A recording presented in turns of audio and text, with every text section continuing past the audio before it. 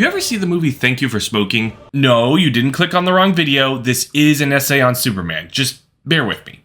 Thank You for Smoking is about a lobbyist who represents a conglomerate of tobacco companies, arguing on their behalf while trying to reconcile the ethics of his job with being a good father figure to his son. There's a scene in that movie where Nick is explaining what being a lobbyist entails to his son Joey, wherein Joey asks his dad what happens when he's wrong in a given debate. Nick explains that if you argue properly, you can never be wrong, and that winning an argument has just as much to do with how the argument is framed as much as what the argument itself is about. I bring this up because I think this scene illustrates a major issue with Superman versus the Elite. There is a fundamental problem with how this movie frames its philosophical arguments, and the movie does not seem to realize it. But in order to explain what I'm talking about, we're going to need a quick synopsis. The movie starts with Clark and Lois discussing Superman's image when they're interrupted by an attack from a supervillain called the Atomic Skull. Superman defeats the villain, and he's later called to the UN by Professor Baxter to explain why he refrained from killing Skull during the fight. I'm not anyone's judge and jury, Professor Baxter. Definitely not an executioner. His speech is interrupted when the representatives from the fictional countries of Bikulistan and Bialya begin arguing over a fresh conflict brewing between the two countries.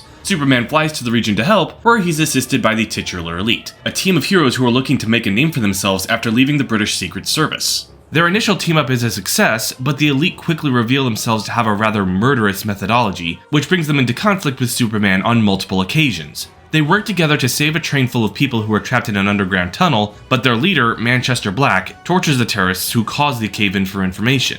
Conflict between Bikulistan and Bialya escalates, and the Elite massacre all the Bakulistani soldiers involved in the conflict.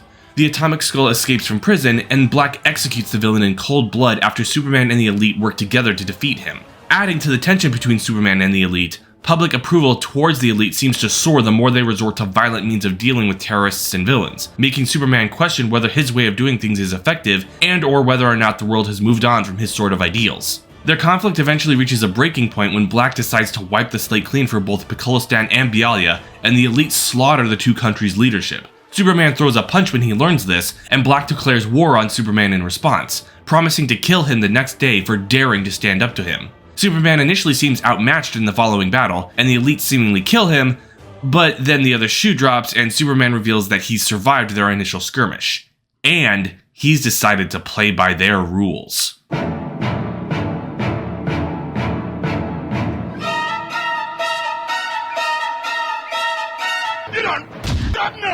He quickly takes out the other three members of the Elite without any of them having a chance to put up a fight, leaving only Superman and Black to duke it out one-on-one. The following battle results in a metric ton of collateral damage, with several civilians getting caught in the crossfire. The fight eventually ends with Superman giving Black a lobotomy with his heat vision, cutting out the part of his brain that gives him his powers. He's about to finish off a helpless Black when he suddenly reveals that the whole thing was theater. Not only are the rest of the Elite alive and relatively well, but the civilians who were supposedly part of the collateral were rescued by Superman's robots. It was all a ruse to make a point, both to Black and the rest of the world, who were watching the fight via the Elite's drones. That point being that Superman could absolutely be more murderous and willing to kill if he wanted to.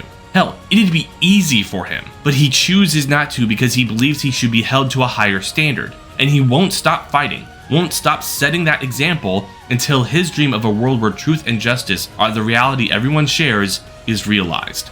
The question at the center of Superman vs. the Elite is fairly simple. Should superheroes, more specifically Superman, be willing to kill the villains they fight? During the UN scene, Professor Baxter asks Superman why he doesn't use his power to fix the world. The implication being that Superman ought to be more willing to kill his villains rather than simply subduing them and taking them to prison. You had the power to end Atomic Skull's criminal career right there, permanently. Why didn't you? Why not use your power to fix the world? The fact that the UN is putting these questions before Superman implies that there is something of an in-universe demand for him to kill the villains he fights, which is not only rather meta when you know this movie's inspiration, it also serves as something of an explanation for why people respond so positively when the Elite announce their intentions to kill villains and dictators. It's also no coincidence that these questions are asked directly before Superman meets the Elite. His response clearly paints him as being in opposition to the notion of killing villains, which is not only consistent with the character's ethos, it stands in stark contrast to the Elite's more violent and cynical worldview. And it's always been my belief that people, at their core, are good. Every conversation that Superman has with Black that isn't about his backstory is all about heroes killing the bad guys and whether or not it's ethically sound. When we take down the baddies, they stay down. Isn't that better for everyone? We are not above the law. We have to show the world that there's a better way. You'll also find Superman's rhetoric about not being above the law in every one of these conversations as well, which is my first major issue with the movie. Superman citing the law as his reason for not killing is incredibly weak as an argument because the law does allow for killing under specific circumstances. Probably the most well-known example of this is the self-defense argument, which is pretty self-explanatory. If your life is being threatened or is otherwise in imminent danger, you have the legal right to utilize reasonable force to protect yourself, up to and including lethal force should the circumstances make it necessary. A similar principle applies to defending others, which is to say you are likewise legally permitted to utilize reasonable force to protect another person, which can include ending the aggressor's life should it come to that. Sound familiar?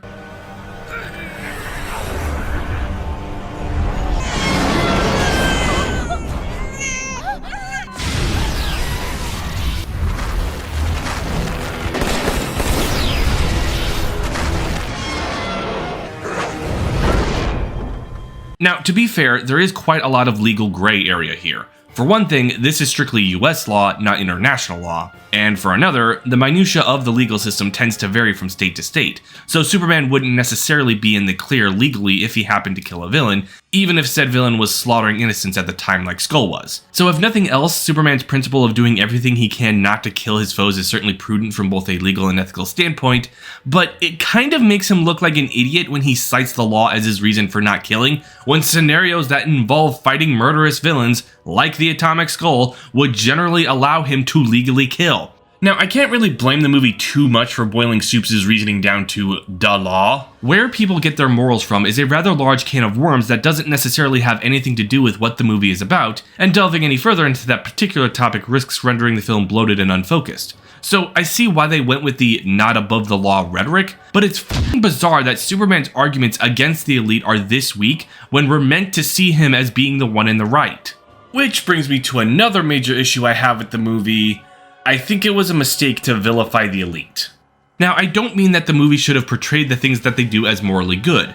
Torturing people for information, executing a villain after he's already been defeated, and slaughtering a country's leadership are definitively villainous acts. I'm saying that the elite should have been written less like villains who are looking for adoration from the public, and more like anti-heroes who view the things that they're doing as unpleasant, but necessary in order to achieve the greater good. The greater good. How can this be for the greater good? The greater good. And make no mistake, the elite are villains. The movie makes it explicitly clear that Black and his goons only give a shit about the people they're supposedly protecting, insofar as they remain a source of gratification and adoration. Think Syndrome, except he doesn't need to create a threat for him to defeat. So now we're wiping the Earth free of scum, and they love us for it. In a week, people will forget these countries ever existed, but they'll never forget the day Superman declared war on their favorite son. He won't do anything here, not with the sheep around us. The second he shows his ass, I'm gonna flatten this whole city. This is a major issue because it fundamentally changes what the core philosophical question of the movie is supposed to be. And in order to explain what I mean by that, I think a direct comparison between this movie and Thank You for Smoking is warranted. The specific example that Nick Naylor uses when he's explaining How to Never Be Wrong is a hypothetical argument about whether chocolate or vanilla ice cream is better. If I were to say to you, vanilla is the best flavor ice cream, you'd say, no, chocolate is. exactly. This is obviously not an argument either of them can win, since such a discussion would inevitably come down more to personal preference than objective metrics of which flavor is better. So instead of asserting the inherent superiority of vanilla, he argues for the necessity of multiple flavors of ice cream, essentially arguing that, whether vanilla or chocolate is better, eating ice cream would necessarily be a less enjoyable experience if people didn't have the option. Yes, chocolate is all I need. Well, I need more than chocolate. And for that matter, I need more than vanilla. But that's not what we're talking about. Ah, but that's what I'm talking about. Crucially, when Nick reframes the argument, the topic of the hypothetical is still on ice cream and whether specific flavors are better than others. He wins by changing the specifics of what he's advocating for, rather than changing the topic entirely. Conversely, Superman vs. the Elite asks if Superman should be willing to resort to more permanent means of dealing with villains, and then the rest of the movie has nothing to do with that, instead shifting to a deconstruction of the might makes right concept. There is no awe in this conversation, because you don't have the stones to do to us what we do to you in a heartbeat. He who has the power makes the rules. To be fair, it is quite a good deconstruction. Black's veneer of altruism alone makes the movie a worthwhile examination of the idea. You don't have a clue what it means to live in fear, do you? Well, we do. Human beings do. We understand fear all too well. but it has fuck all to do with what the actual conflict of the story is supposed to be. Rather than seriously engaging with the question of whether Superman should kill, it instead obfuscates its core philosophical conflict by bringing in an entirely different discussion, essentially conflating what's supposed to be its antithesis with an idea that's widely considered to be a pejorative. Don't get me wrong, any reasonable person would agree that not killing is a moral good. The problem, though, is that this conflation frames the issue that the movie is supposed to be about as a moral absolute. And the problem with absolutes is that they are almost always exceptions, especially the moral absolute of not killing. I've already gone over a few of the legal justifications for when killing might be justified, but just as an example, let's apply an absolute prohibition on killing under any circumstances to John McClane from Die Hard. Are we to morally condemn him for killing Hans Gruber and the dozen odd goons who seized Nakatomi Plaza? Only a Sith deals in absolutes.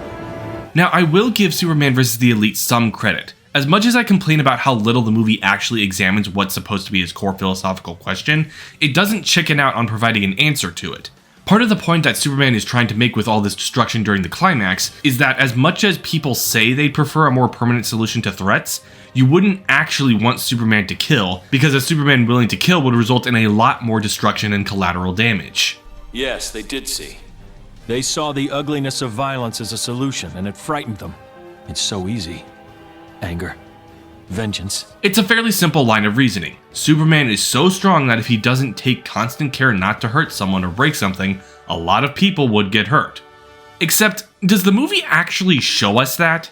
I mean, sure, the way he takes out Coldcast has a sizable amount of collateral, not to mention the Hat's defeat would probably cause an actual hurricane if it happened on Earth, but he took out Menagerie without a problem, and his final solution against Black wouldn't require an extended fight at all if he were seriously trying to neutralize him as a threat, rather than trying to make a point. Even ignoring the specific context of this fight scene, the collateral damage argument doesn't work here because there was plenty of that in both fights against the Atomic Skull, where he was presumably holding back.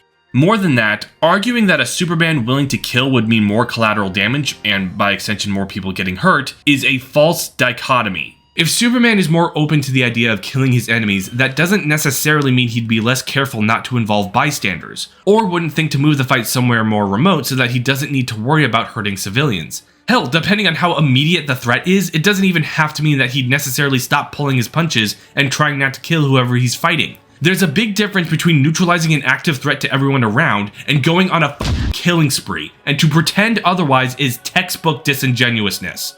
Also, slight tangent, but relevant since we're here, if the practical argument for Superman not killing is collateral, why didn't Superman use his robots to get civilians out of harm's way during the Atomic Skull fights? Why doesn't he use them for every fight? The way the movie presents this argument, it seems like there's bound to be collateral damage regardless, so you might as well have them pulling people out of danger, regardless of whether or not Superman intends to kill his opponent. But I digress. Let's say for the sake of argument that Superman's point about killing villains was proven and there aren't a dozen logical flaws in his little demonstration. This ending still doesn't work because we've only resolved half the conflict. When you go and look at all of the scenes where Superman's methodology is brought up, it's almost always in the context of whether or not it's effective. Not ethical, effective. But are you the Superman that the 21st century needs? I don't think that I make them feel safe anymore. The way I do things. It's your fault. You beat him already. You did it your way and he failed. Superman has always been there for us. But so have those criminals he's put away so many times. The question the movie's putting forth isn't just whether Superman's way is moral, it's whether it actually makes the people he's protecting more secure. And this is where the movie starts to lose me. Because while it categorically rejects the Elite's methodology as unethical, it never bothers to demonstrate the efficacy of Superman's methodology, making the mistake of assuming that just because the Elite's way is wrong, it necessarily makes Superman's way right. Superman's way hasn't been proven. If anything, it's been disproven in the case of the Atomic Skull. Because here's the inconvenient, uncomfortable truth of what Black did. The Atomic Skull will never take another life again. I don't mean to put the onus on Superman. There are bound to be a bunch of contributing factors at play in each of Skull's escapes prior to the events of the movie. But his way of dealing with Skull has inadvertently allowed the villain to repeatedly escape from prison and presumably kill dozens of innocent people every time he's done so. That's in stark contrast to Black's solution, which ensures that his body count won't get any higher, regardless of what Black's actual motive was. I'm not saying that what Black did was right, or even justified. The Atomic Skull was well and truly defeated by the time Black went in for the kill, and there is a world of difference between killing someone in the heat of the moment and murdering them in cold blood after the threat has already been pacified. But there's simply no denying that it probably saved more lives than if Superman had taken him back to the very prison he had just escaped from like he wanted. He's going back to Strikers. Back to jail? Are you daft? Did I ever tell you the definition of insanity? Now, the inevitable response to this point is, what should Superman have done instead of taking Skull back to prison? It's a pertinent question that brings me to one of the more frustrating points of criticism I have for the movie. If you'll indulge me in a bit of a tangent, there's an episode of the animated series called Where There's Smoke, where Superman goes up against a fire-themed supervillain called Volcana. At the end of that episode, he leaves her on a secluded island in the middle of the ocean instead of taking her to prison, specifically because her powers preclude conventional means of confinement. Food, shelter, sunshine. Could be worse. Could be Metropolis Women's Prison, if you weren't so volatile. It's always struck me as an especially rational decision on Superman's part. He saw that a place that typically holds criminals wasn't sufficient for a particular criminal, so he devised an alternative solution that properly assures their incarceration while still allowing him to adhere to his principles. As opposed to this Superman, who seemingly tries the same thing over and over again and expects to change. Granted, leaving the criminal on a secluded island probably wouldn't work in this case, but Superman isn't completely out of ethical options here, and the movie neglecting to actually have him propose any alternative solutions to killing Skull is antithetical to the point it wants to make. Just off the top of my head, he could propose looking into how Skull escaped and making changes to his confinement that would ensure he couldn't get out again. He could send him to the Phantom Zone, propose an arrangement to have Coldcast periodically drain Skull of his energy, that is how they beat him after all, or, I don't know, he could take his powers away! Yeah, that's a thing this Superman can just do! At the end of the movie, he has a throwaway line about his robots stripping the elite of their powers, very much alive as they're stripped of their powers. Which just begs the question of why he doesn't do that for all of his villains! Does he have some kind of moral objection against it? If so, why does he make an exception for the elite? Yeah, I know, Black's sister gave Lois files on all of the elite, and we're meant to infer that said files are what gave Supes the info he needed to strip them of their powers. Ergo, he wouldn't necessarily be able to do that for all of his villains, but if Supes has the capability to take away people's powers, and all he needs is a thorough understanding of how their powers work to do it, then why isn't his default method for dealing with villains learning everything he can about their powers so he can take them away? The fact that this isn't his default approach just makes him look incompetent, which vindicates the elite's point about Superman's methodology being ineffective, which is the exact opposite of what this movie's trying to accomplish! You're incapable of that level of incompetence. And it's not the only example of the movie accidentally vindicating the elite either. When they murder the Bakolistani and Bialyan leadership, a news broadcast shortly after the scene implies that the slaughter more or less resolved the conflict in the region. While the international community has condemned the actions of the elite, public polls indicate that many feel the conflict between Bialya and Bakolistan has been definitively resolved. Which, to be perfectly frank, is an extremely retarded notion. There'd be a ton of political fallout and anarchy from that little massacre for months, if not years after the fact, but this is the last word that the movie has on this particular plot point, meaning that, as far as the movie's concerned, the elite killing all of their leaders solved the problem. If the movie wanted to deconstruct or condemn the elite's actions, there should have been significantly more narrative consequence for said actions beyond Superman's disapproval.